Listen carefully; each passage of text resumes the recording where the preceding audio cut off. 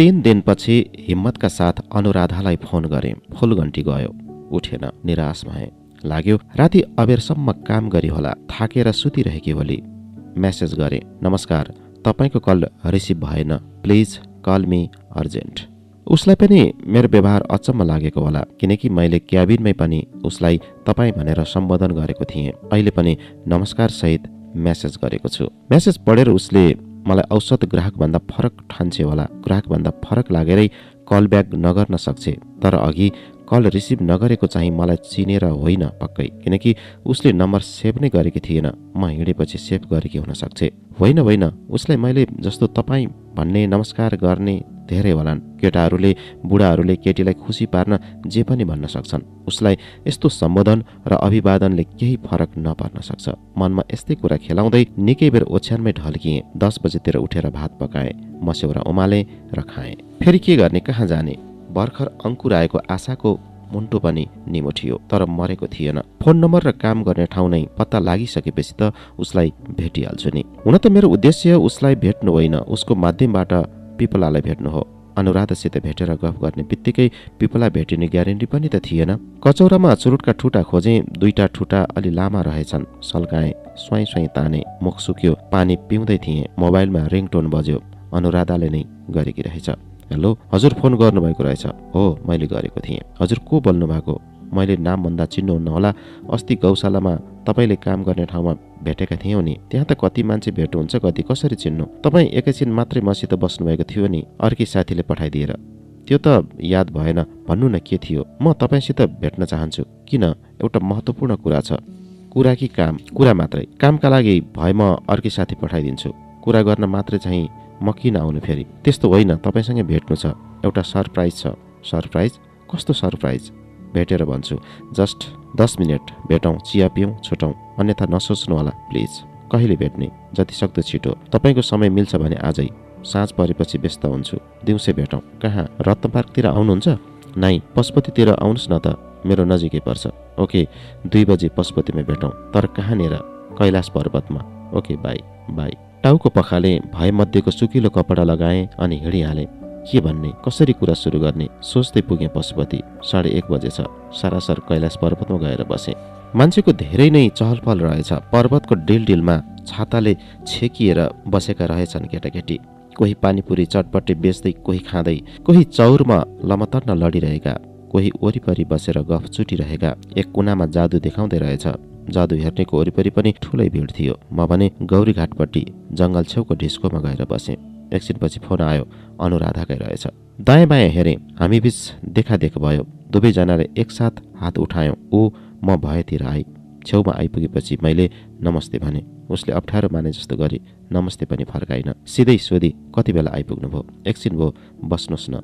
बसी। मन्दिरमा देख्ने बेलाकै जस्तो टी सर्ट र जिन्स प्यान्ट लगाएकी रहेछ। एकछिन उसको अनुहार हेरिरहेँ। कोही नयाँ मान्छे भेटे जस्तो लागेन। सोधेँ, सुन्तला खाउँ? उसले भने, होस् नखाउँ। उसले नखाउँ भने पनि म सुन्तला किन्न अलि परसम्म गएँ, किनकि कुरा गर्ने वातावरण सहज बनाउनु थियो। सुन्तला ल्याएर छेउमा राखेँ। फेरि पनि खानाका लागि अनुरोध गरेँ।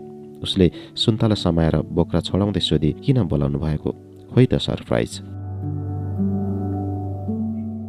भन्छु नि, हतार नगर्नुहोस् न, मलाई छिटै फर्कनु छ। हतार गरे यात्रामा परिएला दुर्घटनामा भन्ने सुन्नुभएको छैन? दुवैजना थोरथोरै हाँस्यौँ र मौन रह्यौँ। अलिबेरपछि मैले कुराको पोयो फोएँ। म तपाईँसित एउटा शर्त राख्छु। कस्तो शर्त? आज मैले गरेको कुराले तपाईँ टाढा हुन पाउनुहुन्न। पहिला कुरा त भन्नुहोस्, तपाईँ पिपलालाई चिन्नुहुन्छ? अनपेक्षित प्रश्नले उसको अनुहार सोहोरियो अनि विचारै नगरी भनी, को पिपला? तपाईँकी साथी, बहुलागी अभिनय गर्ने साथी। ऊ गम्भीर भई केही बेरपछि सोधी, तपाईँलाई किन उबारी जान्नु पर्यो? कुरा महत्त्वपूर्ण छ र मलाई थाहा छ तपाईँ पिपलालाई चिन्नुहुन्छ। गोपनीयता भङ्ग नगर्ने शर्तमा मलाई उसको बारेमा भन्नुहोस्। तपाईँले अप्ठ्यारोमा पार्नुभयो। पिपलाबारे सोध्न बोलाएको थाहा पाएको भए आउने नै थिएन। थाहा थियो, त्यही भएर पहिल्यै नभनेको। अब ढुक्क आउनुहोस्, अप्ठ्यारो पार्दिन। पक्का? पक्का। हो, म पिपलालाई नजिकबाट चिन्छु। हामी साथी हौँ। तर तपाईँ चाहिँ को हो? समीर, पिपलाको बाल्यकालको साथी, एउटै गाउँले, जे भने पनि हुन्छ। समीर? ऊ आश्चर्यचकित भई भनी, उहाँले सधैँ कुरा गर्ने समीर तपाईँ नै हो? सायद के कुरा गर्थिन् र? धेरै कुरा गर्नुहुन्थ्यो, खुब सम्झाउनुहुन्थ्यो। मलाई बाल्यकालदेखि नै माया गर्ने मान्छे भन्नुहुन्थ्यो। हो, म उनलाई धेरै माया गर्थेँ। उनले पनि गर्थिन्। हामी बाल्यकालका अति मिल्ने साथी थियौँ। म अहिले पनि उनीसित मिल्न चाहन्छु, त्यसैले तपाईँको सहयोग मागेको। त्यो दिन बिहानै मन्दिरमा आउनुभएको तपाईँ नै हो? हो, त्यही डायरीबाट छुटेका पाना भेटेदेखि पिपलालाई खोजेको खोजेछु। कृपया मलाई फेरि पिपलासँग भेटाइदिनुहोस्। सिधै भेटाउन त सक्दिनँ, उहाँ बुझि नसक्नुको हुनुहुन्छ, मलाई राम्रो मान्नुहुन्न। त्यसो भए भेटिने ठाउँ बताइदिनुहोस्, सम्मुखले भेटिएको अभिनय गरौँला। त्यो पनि मिल्दैन, बरु यसो गरौँ, म भोलि उहाँसँग भेट्छु, कुरा गर्छु, उहाँले जे भन्नुहुन्छ त्यही गर्छु। हुन्छ, तर जसरी पनि हाम्रो भेट गराउने वातावरण बनाइदिनुहोस्। प्रयास गर्छु, कहिले कल गरौँ? उहाँसित भेटेपछि म आफै गर्छु। ओके। गौशालासम्म हिँड्दै आउँदा सोधेँ, तपाईँ र पिपलाको सम्बन्ध कसरी यति प्रगाढ भयो? कथा लामो छ, बिस्तारै भन्दै गरौँला भनेर अनुराधा छिटो छिटो हिँडी। गौशाला चौक आयो, सँगसँगै सडक पार गऱ्यौँ। ऊ रेस्टुरेन्टतिर लागि, म सङ्गम चोक, मिलन चोक, ओम शान्ति चोक हुँदै हिँड्दै शान्तिनगर आएँ। कुनै पनि परिणामका पछाडि हजारौं कारण हुन्छन् र प्राप्त परिणाम पनि थप अर्को परिणामका लागि कारण बन्छ। यो कारण परिणामको घनचक्कर चलिरहेकै हुन्छ। पिपला र मबीच दूरी टाढिनुका पछाडि पनि थुप्रै कारण थिए। भेटिनुको कारणले नै हामी छुट्टिएका थियौँ। छुट्टिएका कारण हाम्रो भेट भयो। अब भेट भएकै कारण नछुट्टियोस्। उपन्यास लेख्ने रहर पनि पिपलाले भेट्ने कारणबाटै प्रेरित थियो। त्यसैले त किताब लेख्ने भन्दा पनि पिपलासँग भेटेर सँगै जीवन बिताउने चाहनाले गाँच्दै थियो। यस्तो लाग्दै थियो हामी अव्यक्त प्रेममा चुर्लुम्म डुबेका छौँ। भेटघाट र कुराकानी नभए पनि हाम्रो अन्तर्मन मिलेको छ। उनी पनि मसँग भेट्न चाहन्छन्, तर उनलाई के कुराले रोक्यो? किन मसँग भाग्न बाध्य भइन्? त्यसका पनि थुप्रै कारण होलान् र अहिलेको भागाभाग पनि मलाई भेट्ने कारण हुन सक्छ। कतै उनलाई युद्धले यति कठोर पो बनायो कि पक्कै पनि उनी छिया छिया छिन्, चहराइरहेका होलान्। अनगन्ती घाउहरू, घाउ विषेक भएका खतले पनि तत्कालीन पीडा वा दुखाइलाई बल्झाउँदो हो। भकानिँदै रुँदै हुन्। म सँगसँगै घाउ सम्झेर दुखेर हो, म पनि उनका थुप्रै घाउ मध्येको एक हुन सक्छु। उनी मूर्ति बनेकी पनि हुन सक्छिन्, छिना र घनका हजारौं चोट सहेर बनेको मूर्ति। मूर्ति पूजामा विश्वास नगर्ने मैले पिपलालाई मूर्तिको उपमा दिएँ। पूजनीयको हिसाबमा मात्रै होइन, चोट सहेको चट्टानको अर्थमा। अनुराधाले अनुरोध गर्दा पनि पिपलाले भेट्न मानिनन् भने, भेट्नका लागि लामो अवधिपछि मात्रै समय दिइन् भने, वा भेटिहालौँ भनिन् भने, भेटेर के भन्ने? उनले मलाई हेर्ने नजर नै फेरेकी रहेछन् भने, मैले जसरी मायालु दृष्टिले हेरेको छु उनले हेरेकी रहेनछन् भने, आदि इत्यादि सोचिरहे। फोन आयो, अनुराधाले नै गरेकी रहेछ। रिसिभ गरेँ। हेलो, नमस्ते। उसले नमस्ते फर्काइन, सिधै सोधी, कता हुनुहुन्छ? कोठामा। मैले हतारिँदै सोधेँ, पिपलासित भेट भयो? भयो। के कुरा भयो? मसित कहिले भेट्ने रे? लिएर आउनु भन्नुभएको छ। कहिले जानुहुन्छ? आजै जाउँ। त्यसो भए 5 बजे पाटन ढोकामा भेटौँ। हवस्। अघिल्ला दिनहरूमा भन्दा बढी नै फुर्तीसाथ डेराबाट निस्किएँ। बानेश्वर शङ्खमूल हुँदै पाटन ढोका पुग्दा पाउने 5 भएछ। पाटन ढोका छिर्ने मुखैको चौतारामा बसेर मान्छे र छायाको लुकामारी हेर्दै थिएँ। अनुराधा आइपुगे। ऊ सोझै चौतारामा उक्लिए, मेरो अगाडि ठेङ्गा उभिए।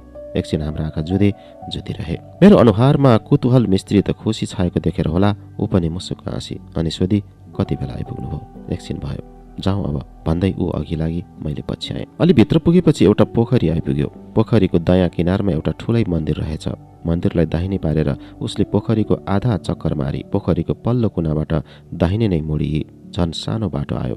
2-3 मिनट हिँडेपछि देब्रे मोडिएर एउटा सुरुङ जस्तो बाटो छिरी निहुरेर हेर्नुपर्ने। सुरुङ छिचोलेर निस्केपछि फराकिलो जग्गा आइपुग्यो, जहाँ ठुलो इनार थियो। मान्छेहरू इनारबाट स्टिलको बाल्टिनमा पानी तान्दै गाग्री र ठुला बाल्टिन भर्दै थिए। ऊ भने कुनै कुराको परवाह नगरी हिँडिरहेको छ। म पछि छु कि छैन भन्ने पनि ख्यालै नगरी। फेरि पहिलाकै जस्तो सुरुङ आयो। सुरुङ नसकिँदै भित्र छिर्ने अर्को सानो बाटो रहेछ, अँध्यारो र एकपटकमा एकजना मात्रै हिँड्न मिल्ने बाटो। उक्त बाटोबाट पनि दाहिने मोडिएर भित्र छिरी मोबाइल बाली मोबाइलको प्रकाशमा एउटा थोत्रो काठको भर्याङ उक्लन थाली। अलि माथि पुगेर मोबाइल मतिर फर्काउँदै भनी, अप्ठ्यारो छ, बिस्तारै हिँड्नुहोला। म केही बोलिन, तर भर्याङ चुइँ चुइँ र खटखट गरिरहेको थियो। चोटोमा उक्लेपछि देखियो पुरानो काठको ढोका। अनुराधाले ढोकामा ढकढक गरी, खुलेन। निकै बेरसम्म पनि नखुलेपछि ठुलो स्वरमा पिपला भन्दै बेसरी ढोका धकेली। खुल्यो। भित्रबाट चुकुल लगाएकै रहेनछ। भित्र अन्धकार रहेछ निष्पट्ट। अनुराधाले नै बिजुलीको स्विच थिची। होल्डरमा तुन्द्रुङ्ग झुन्ड्याएको चिम बल्यो। कोठा उज्यालो भयो। तर पिपाला रहेनछ। लामो सास लिँदै अनुराधाले भने, कहाँ जानुभयो फेरि? यतै कति बाहिर गएको हुनुपर्छ। एकैछिन बसौँ। कोठा पनि अचम्मको रहेछ, अर्थात् कोठाभित्र केही रहेनछ। सानो कोठाको एउटा कुनामा कालो म्याट बिछ्याएको, त्यसैमाथि एउटा मैलो पुरानो डसना, तन्ना रहेनछ। डसनामाथि एउटा ब्ल्याङ्केट थुप्रिएको, भाँडाकुँडा पनि केही छैन। तल्लोपट्टि एउटा अति सानो झ्याल रहेछ, खापा नभएको, तर झ्यालबाट बाहिर केही नदेखिने, किनकि पल्लो घरको रङहीन भित्तोले जति बेलै झ्याल थुनिँदो रहेछ। धेरै बेरसम्म पनि पिपला नआएपछि अनुराधाले ओछ्यान छामछाम छुमछुम गरी सिरानीपट्टिको डसनामुनि हात पुर्याई। पिपलाको डायरी भेटियो। डायरीमाथि अर्को एउटा बेग्लै चिरकट रहेछ, जहाँ लेखिएको थियो, अब मलाई नखोज्नु। हामी दुवै स्तब्ध भयौँ, गहभरिए। निकै बेरसम्म आवाज आएन। अलिपछि अनुराधा नै बोली, अब फेरि कहाँ हराउनु भयो? उहाँको मोबाइल छैन? मैले सोधेँ। छैन, उहाँ हामीभन्दा धेरै फरक हुनुहुन्छ। अब उहाँले नै नचाहेसम्म भेट्न सम्भव छैन भन्दै ऊ कोठा बाहिर निस्की। ढोका ढप्काइदिई, भर्याङ ओर्लिए, गएकै बाटो हुँदै फर्किए। मैले उसै गरी पछ्याएँ। पाटन ढोका पुगेपछि डायरी मलाई थमाउँदै भने, यसमा उहाँले सबै कुरा लेख्नु भएको छ। उहाँसित भेट भयो भने खबर गर्छु। अहिले म लागेँ, बाई। ऊ रत्न पार्क जाने बस चढी। म शङ्खमूलतिर झरेँ।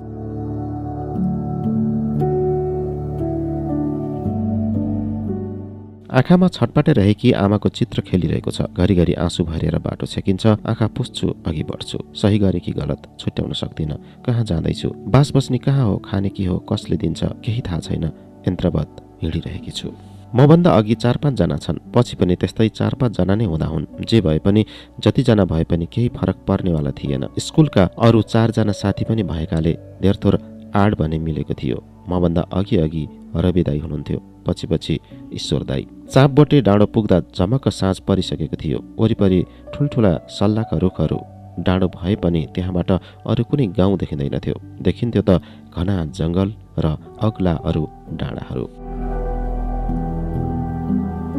दिनभर चरेका चराहरू वासस्थानतिर उड्दै थिए। हुल हुल भएर बचेराहरू कराउँदै थिए।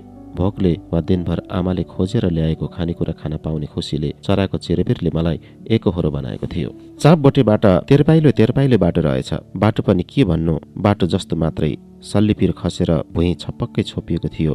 रुखहरूको बीचबीच हुँदै केही बेर हिँडेपछि एउटा थुम्को आइपुग्यो। थुम्कोमा थुप्रै माने बनाएका रहेछन्। दायाँ बायाँ जताततै माने नै माने। मृतक आफन्तको सम्झनामा वरिपरि विभिन्न ध्वजा पताका र तुलहरू झुन्डाइएको। साँझको बताससँगै ध्वजा पताका फरफरे रहेका।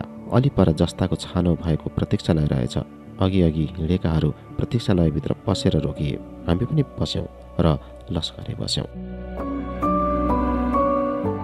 साँझको घुर्मैलो प्रकाशमा लस्करै माने देख्दा डर लाग्यो, किनकि माने भनेको तामाङ जातिले मरेका मान्छे गाडेपछि बनाउने स्मारक हो। मान्छे मरेको खबर सुनेपछि घर बाहिर निस्कनै सक्दैनथे डरले। पिसाब फेर्नको लागि करेसामा जान समेत आमाको साथ चाहिन्थ्यो।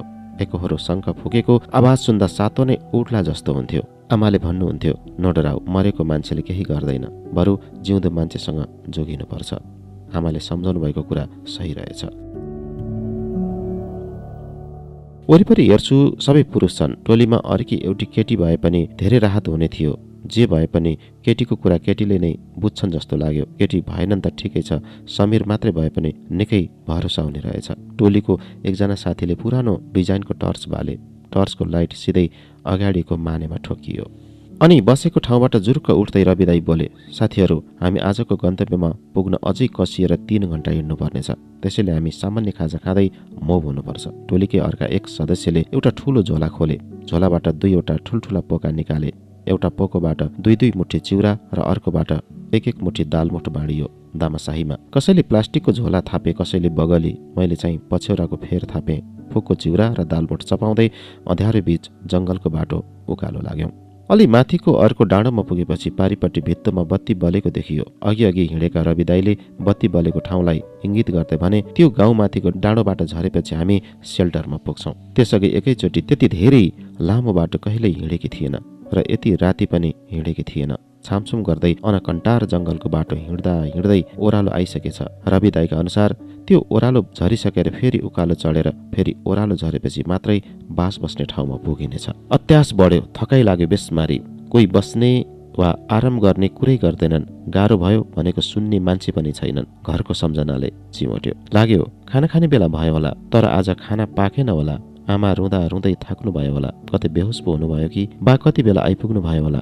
म हिँडेको थाहा पाएपछि बालाई कस्तो भयो होला, सायद रुनु भयो। अहिले बा आमा सँगसँगै रोइरहनु भएको होला, वा बाले आमालाई सम्झाउँदै हुनुहुन्छ होला। साइली काकी के गर्दै होलिन्? सायद साइलो मातेर आएर काकीलाई लात्ती हान्दै होलान्। हाम्रो घरमा आएर रुने वातावरण पनि नहोला। काकी आएर आमालाई सम्झाइरहेकी पो छिन् कि? समीर के गर्दै होला?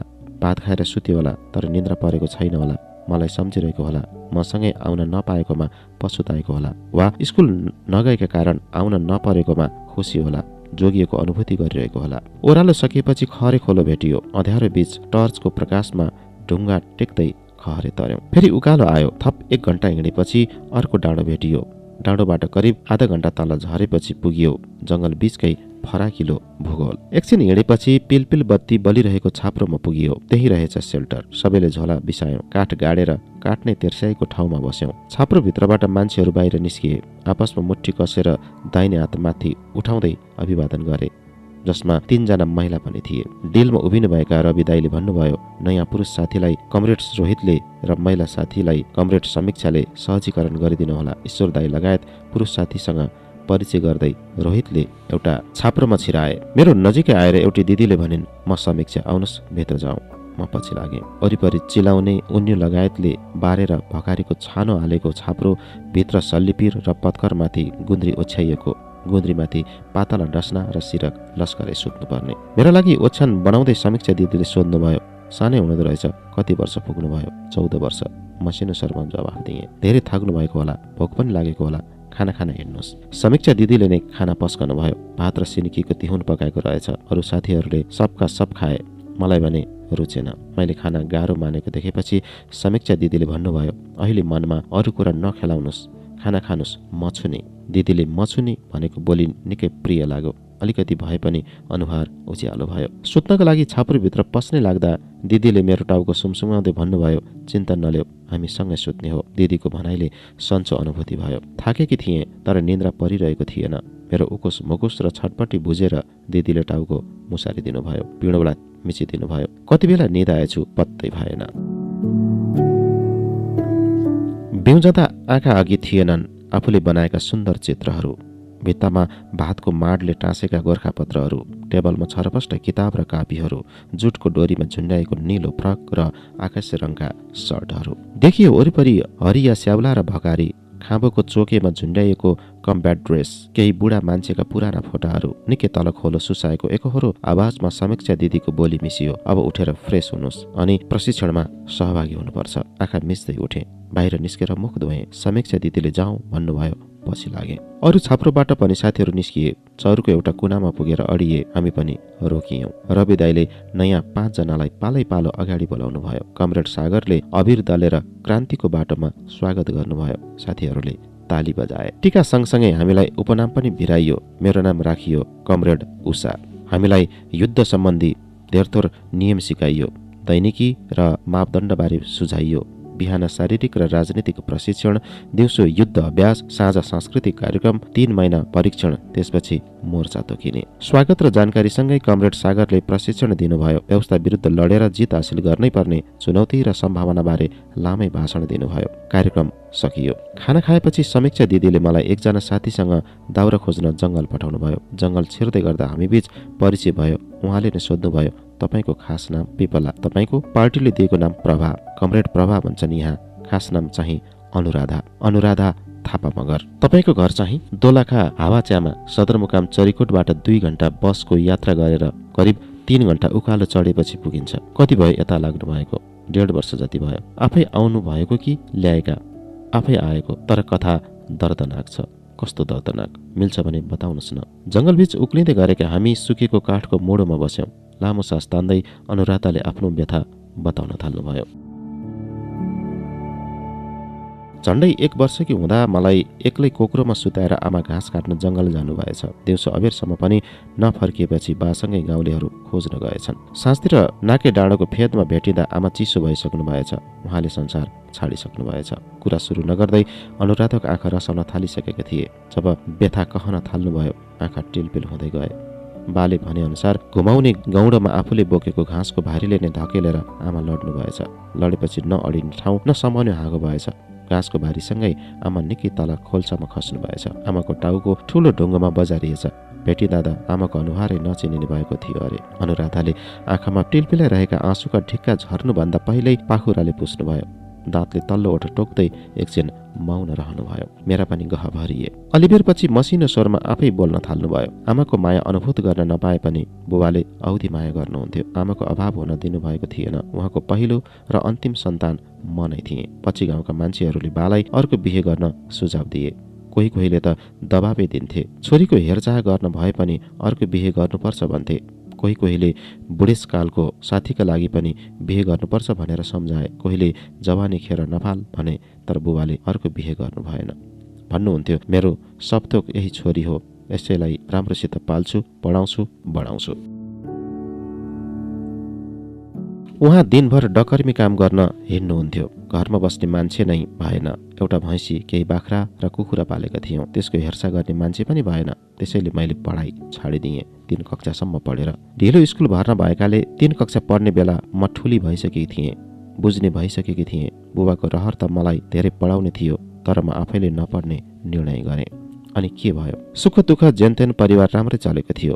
बाउछोरी खुसीसित बाँच्ने प्रयास गरिरहेका थियौँ। एक्कासी अर्को वज्रपात पर्यो हाम्रो परिवारमा, मेरो जीवनमा। कस्तो वज्रपात?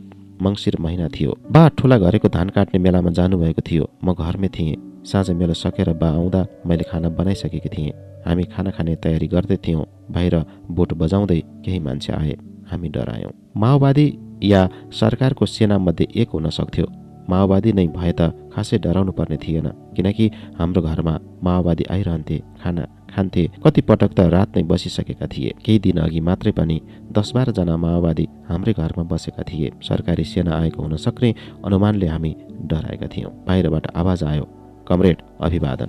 कमरेड भनेपछि माओवादी नै हुनुपर्छ भन्ने लाग्यो। डर हरायो। बाले खाना मुस्दै भन्नुभयो, अभिवादन हजुर, म त खाना खाँदैछु, भित्रै बसौँ न। केही मान्छे भित्र बसे, कम्ब्याट लगाएका। तर उनीहरूलाई चिनेनौँ।